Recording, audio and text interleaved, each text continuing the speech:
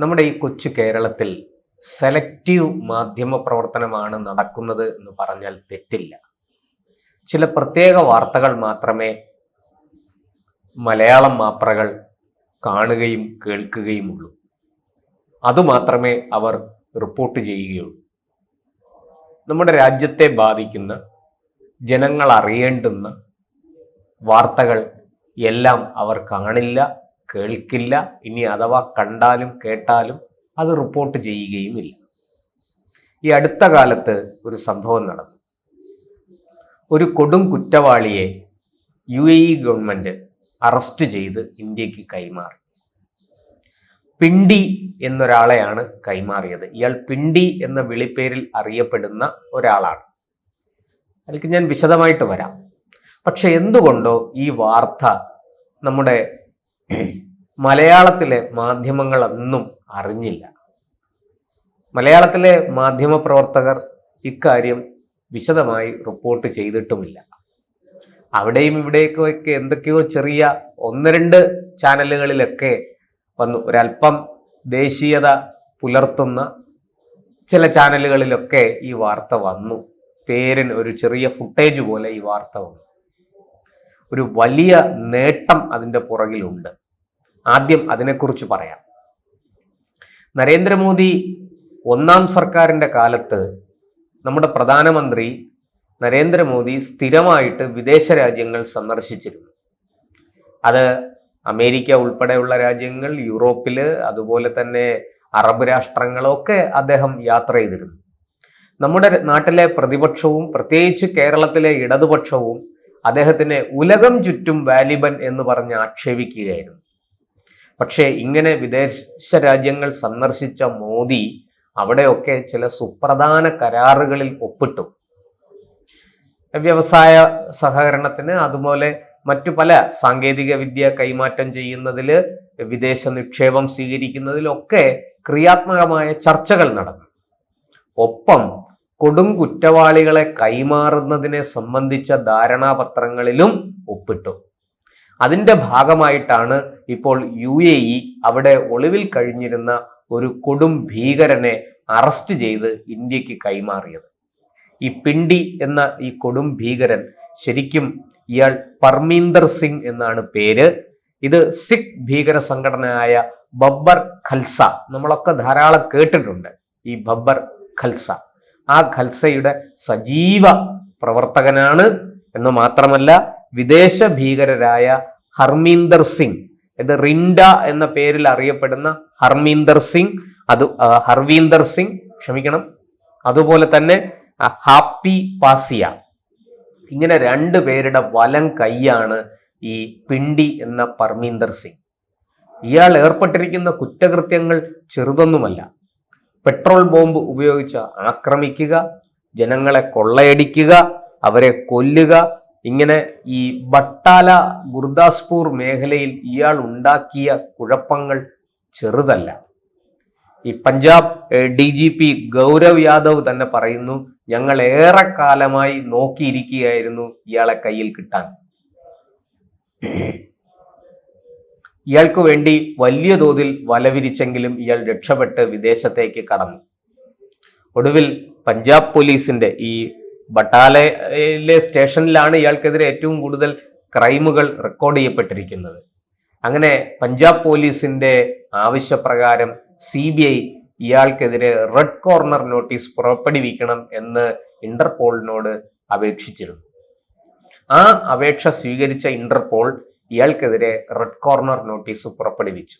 തുടർന്ന് അതിന്റെ പശ്ചാത്തലത്തിൽ ഇന്ത്യ ഗവൺമെന്റ് UAE ഗവൺമെന്റുമായിട്ട് സംസാരിക്കുകയും ചർച്ച നടത്തുകയും ഇയാളെ അറസ്റ്റ് ചെയ്ത് ഇന്ത്യക്ക് കൈമാറണം എന്ന് ആവശ്യപ്പെടുകയും ചെയ്തു.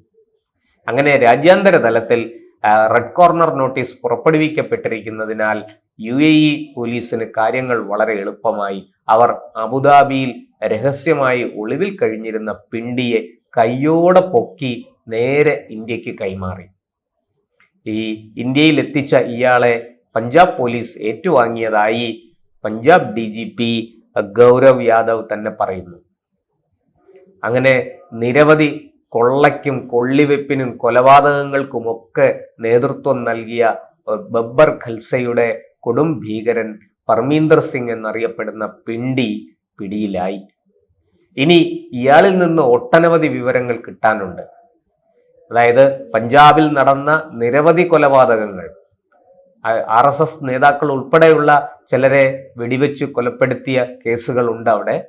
അതിൻ്റെയൊക്കെ രഹസ്യങ്ങൾ ചുരുളഴിയാനുണ്ട്.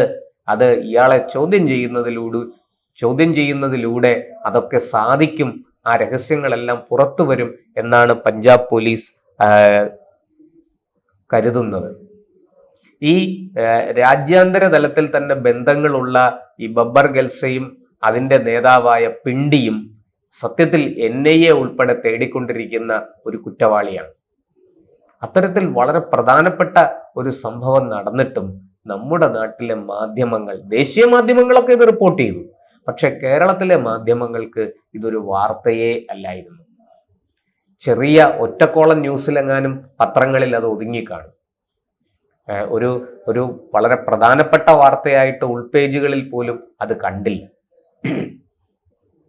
എന്തായാലും ഈ പർമീന്ദർ സിംഗിനെ പിടികൂടിയതിലൂടെ സിഖ് തീവ്രവാദത്തിന്റെ, ഖാലിസ്ഥാൻ തീവ്രവാദത്തിന്റെ വേരറുക്കാൻ സാധിക്കുമെന്ന പ്രതീക്ഷയിലാണ് പഞ്ചാബ് പോലീസ്. നമുക്കറിയാം പണ്ട് അവിടെ നടന്ന പ്രശ്നങ്ങൾ എന്തൊക്കെയാണ്. സുവർണക്ഷേത്രം കയ്യേറിയ ഭീകരന്മാർ, ഖാലിസ്ഥാൻ ഭീകരന്മാർ അതിനകത്ത് ആളും ആയുധവും അർത്ഥവും ഒളിപ്പിച്ചു. അതവസാനം ഓപ്പറേഷൻ ബ്ലൂ സ്റ്റാർ എന്ന പേരിൽ ഇന്ദിരാഗാന്ധിക്ക് അവിടെ സൈനിക നടപടി സ്വീകരിക്കേണ്ടി വന്നു. അതിന് പകരമായിട്ട് ഈ ഭീകരവാദികൾ ഇന്ത്യൻ പ്രധാനമന്ത്രിയായിരുന്ന ഇന്ദിരയുടെ ജീവനെടുത്തു. 36 ബുള്ളറ്റുകളാണ് അവരുടെ അടിവയറ്റിലേക്ക് പായിച്ചത്. അന്ന് ഈ സിഖ് തീവ്രവാദികൾക്കെതിരെ, ഭീകരവാദികൾക്കെതിരെ നടപടിയെടുക്കാൻ തുനിഞ്ഞപ്പോൾ തന്നെ പ്രധാനമന്ത്രി ഇന്ദിരാഗാന്ധിക്ക് മുന്നറിയിപ്പ് കിട്ടി.